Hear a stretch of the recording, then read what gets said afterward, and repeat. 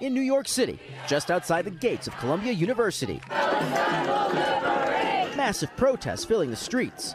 Pro-Palestinian demonstrations appearing to grow on this fourth day since students set up an encampment on campus that led police in riot gear to make more than 100 arrests at the request of the university president earlier this week.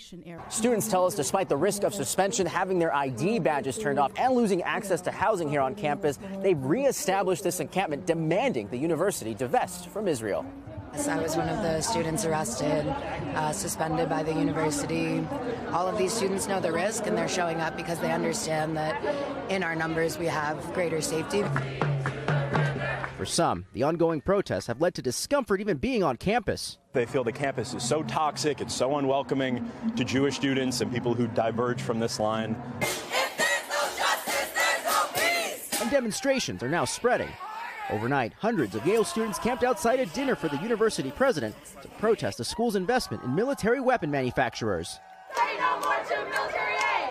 At UNC Chapel Hill, students set up their own encampment in solidarity with the Columbia students who were arrested this week. All as a national pro-Palestinian student group is calling for action on campuses nationwide. Universities have a long history of political demonstration.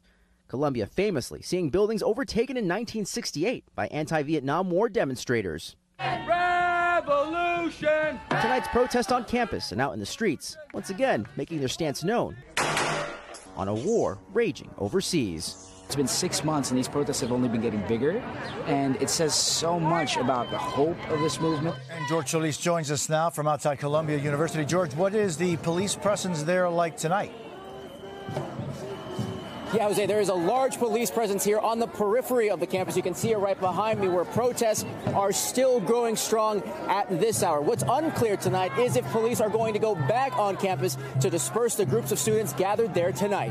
Jose?